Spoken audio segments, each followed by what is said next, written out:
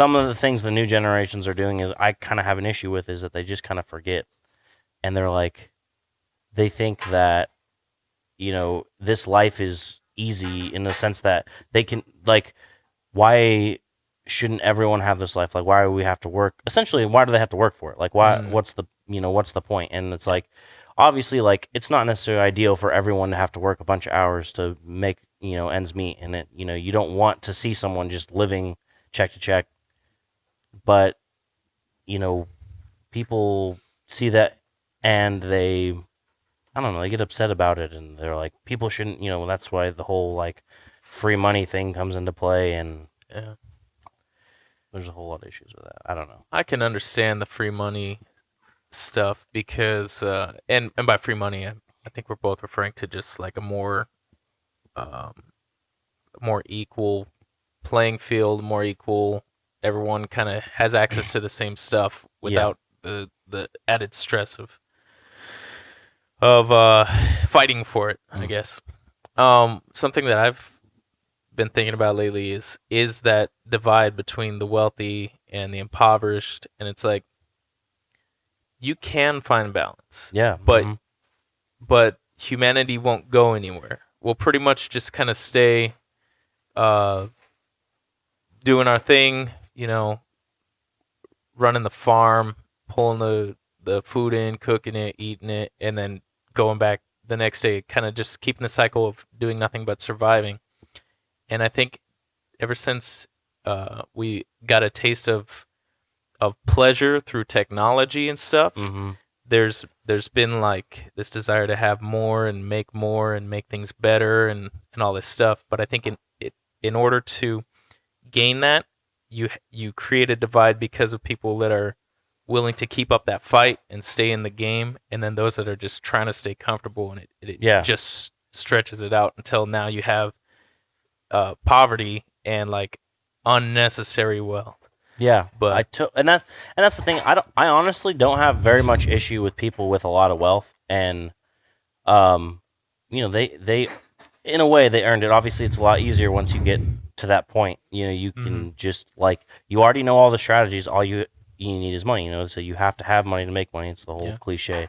But I don't know. Like I think that there's no way to make society like you could find the balance maybe, but like you would definitely miss out on some things. But what I'm thinking is, I don't know exact system, but finding a system that makes it so that everyone is at least able to live in a place that is like like if and I don't know about minimum wage, all that stuff. It's kind of complicated, but you let's just say that I think it would be not a bad idea to have a minimum wage where someone who lives on their own, and is working this job can afford a one bedroom apartment mm, and like basic food, like that they would, like, and if they want anything else in life, or if they want to have more fun doing things, they want to go on vacations, then they have to try something different or try something new or add on. You can't,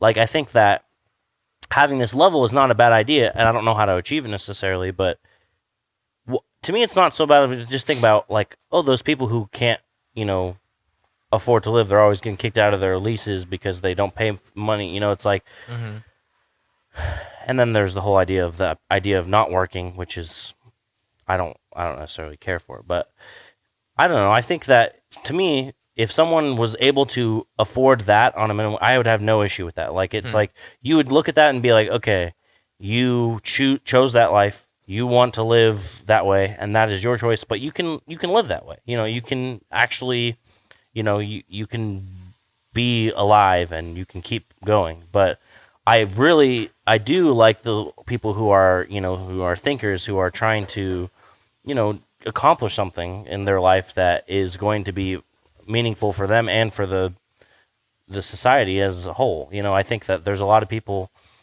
One thing that I think capitalism does is it encourages people to try. mm, And I think that we need to actually have harsher punishments for the people who fail when they're at the top, and mm, less harsher punishments for the people who fail at like the bottom. So for instance, like mm, small business owners, like I think that small business owners should be like the backbone of the country. They should be the Mhm. people that are, but if it's making it so hard for them with, obviously minimum wage, it makes it hard for them. So that's another thing that would be complicated. But taxes and the thing and things like that, where like it's a lot harder to own a small business than it is to.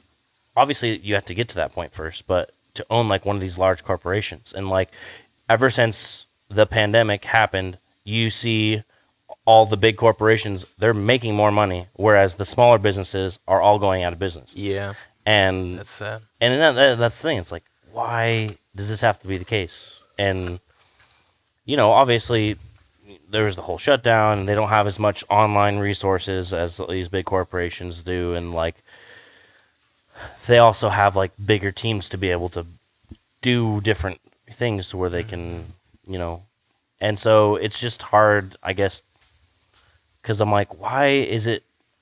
For instance, like if you look at the banks, there's been a few cases where the banks have done a really poor job, mismanaged their money, and essentially became bankrupt.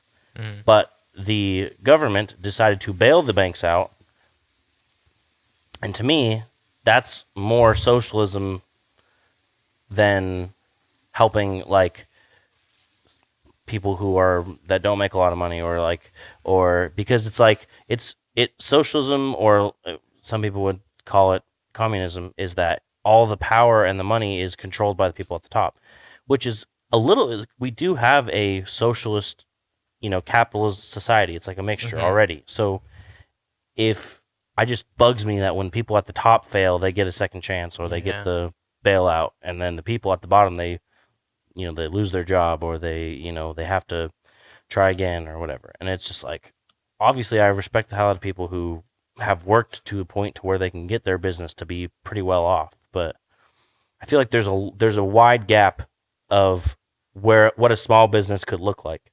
And like I feel like you can have like pretty successful businesses without having these huge mega corporations. Mhm. But obviously, once again, if it's the money that they earn. But if it's illegal, if it's if I don't like people who necessarily try to avoid taxes if they don't have to. Right. Um, there's the whole banks outside of the country thing, and the making money and sending it in different places to try to get past the tax Mhm. stuff. But The the tax workaround, like that's pretty sad because when you're at the top, you have basically unlimited resources to have people on top of that task yeah, to make sure that you're good. And if you're at the bottom, you're like, okay, I'm trying to run just, the doors of my business, and I'm supposed to try and figure out how to avoid paying the government. Like, that's very disadvantaged. yeah, But money gives you an advantage for sure. But I mean, yeah, sometimes you, like I said, sometimes you earn it, so it's like you kind of earn that advantage in a way. But I just don't. I think honestly, flat tax is way better idea. There, none of the, like, I don't know how much money is wasted through the government, the IRS or whatever, just trying to figure out who's scamming what, who's yeah, like, they're like looking into all these people. They're, all these people have to go through. Oh, you have deductions in this area, or you have benefits in this area. It's like, yeah, why not just say everyone pay this much percentage of your income, and hmm that's it. Like yeah. you just have no other choice. Why even have the option to play a game? Yeah. What It's like, exactly? Yeah, it's like like there's the whole like donation thing, which I think is actually, if there is a good example of a good deduction, it's that corporations get deductions for certain if they donate to a 501c3. Mhm. It depends on the 501c3, obviously, but Does it not morally? legally, morally. Yeah, Oh, yeah, okay. yeah, yeah, yeah. Not legally, because it's like, I was gonna because every say, 501c3 is the same legally, but it's morally. You look at them and you're like, is that really a yeah. 501c3, or is that really, Is they that I can imagine just putting something together for the sake of you donating to it, and I'm sure this happens. I don't have any good examples of who takes advantage of this, Clinton. but right, but it cycles its way back around to you anyways. hmm So it Exactly. Yeah. People, they can, and also like, so everyone C3s, you can make profit. Like, Like they have employees. Like they have to pay their employees, and the owner gets paid too. Yeah. I think you just have to have like a you have to donate. I think like maybe like 3% of your income. Like for instance, like Goodwill, they really don't donate much of their Just income. a small amount. Yeah, That's and then crazy. whereas like Salvation Army, they donate a hefty portion of it because they actually care to help They people. But value that. yeah, and Hmm. so it's like Wow, I it's never even knew interesting to that. think about it because it's like you'll see some and it's like, maybe they're providing like for instance Goodwill has stores where it's like cheaper clothing for people who maybe have lower incomes. And so that you could see that as okay, you're doing a good for the community, but you're Yeah. still making a profit. Like Right. and that's where it's like obviously I don't have an issue with them paying their employees because they work hard to help people, but Hmm. it just depends. Like, is this like I said, is it really a charity or is this essentially a scam to Yeah. me, where you're just getting money, you're just making money off Yeah. of people donating to you? Yeah. Legally, there's such a loose definition of charity that it's like you either need a system in place to ensure that these places that you're donating to morally, how are you going to I, put morals that's into what the law? that's the thing is like you maybe I don't know, man, because like every charity is going to be different too. Like they do different things. Like Hmm. some are like more medical based, so they go to other countries and they help with, they go fix cleft palates or they Hmm. provide malaria medicine to the people who are dealing with all the malaria through the mosquitoes and Yeah. like there's so many different kinds of charities that you couldn't necessarily put like a digit on it saying like, oh, you have to give this percentage or you have to give this percentage in services or like it's just like it would be so hard to actually. And so that's why I think honestly like tax just simplify it. Yeah. Simplify it. And so like the, I think I watched something once and it was like if everyone go to 10%, we would have more money for our government than is currently going there. And if everyone paid 10%.